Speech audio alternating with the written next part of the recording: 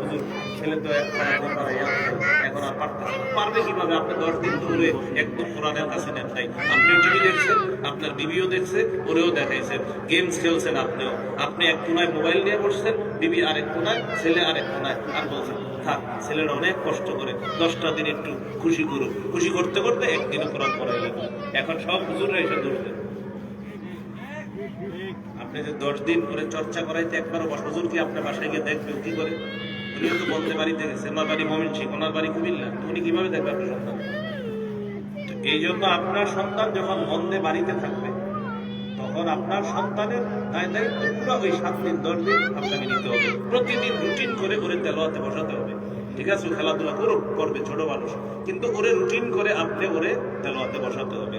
নবীজি বলেন, শোনো তোমরা যারা হাফেজ, তোমাদের কিছু সূরা মুখস্থ আছে যাদের, নিয়মিত চর্চা করবা। যদি নিয়মিত চর্চা না করো, লাহু আশাদ্দু তাফাসসিয়াম মিনাল ইবিলি ফি উকলিহা, উটের বাঁধন খুলে দিলে এই বাঁধন হারা উট যতটা দ্রুত পালিয়ে যায়, কোরআন চর্চার অভাবে এর চেয়ে আরো দ্রুত পালিয়ে যায়। এটা বুখারী। তাহলে কোরআন চর্চা না করলে বাঁধন হারা উট যত দ্রুত পালাবে, চর্চার অভাবে কোরআন এর চেয়ে আরো দ্রুত পালাবে। এই জন্য ইচ্ছা করে কোরআন ভোলা যাবে না, কোরআন ইচ্ছা করে কোরআন ভুলে যাওয়া যাবে না। সন্তান হাফেজ হওয়ার পর কোন মসজিদে যদি খতম তারাবি তার সুযোগ হয় আলহামদুলিল্লাহ, নাও যদি হয় বাস আপনার বাসায় ওরে দিয়ে তারাবি পড়ান, আপনার বাসায় ওরে দিয়ে তারাবি পড়ান। আবার আলহামদুলিল্লাহ 25 বছর শেষ, এই বছর পড়াইলে 26 হবে ইনশাআল্লাহ। খতম তারাবি পড়াইছি কত হবে? 26 একদম। আপনার বয়স যখন 12 তখন থেকে খতম তারাবি পড়ানো শুরু। করোনা ভাইরাসের সময় মসজিদগুলোতে তারাবির নিয়ম নীতি ছিল। আমার তো মাথা পুরা গরম, হায় হায় রে কি হবে এবার? তারাবি না পড়াইতে পারলে তো মানে একটা আব্বার ওসিয়ত, সারা জীবন তারাবি পড়াইতে হবে তোমার যেখানে থাকে। তো এখন তারাবি কোথায় পড়াবো?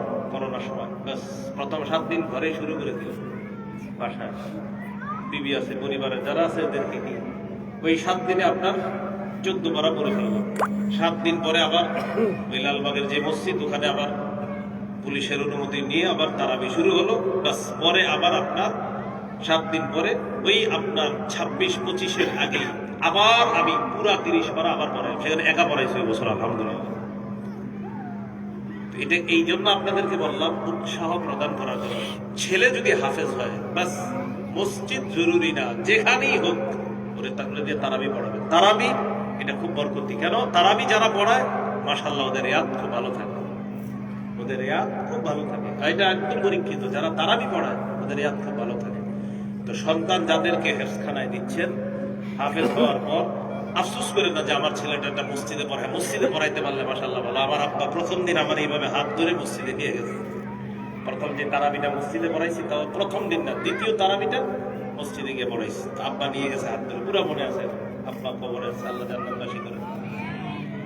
ছেলে মসজিদে পড়াবে আর বাবা তার পিছে তারাবি পড়বে, এটা বাবার জন্য অবশ্যই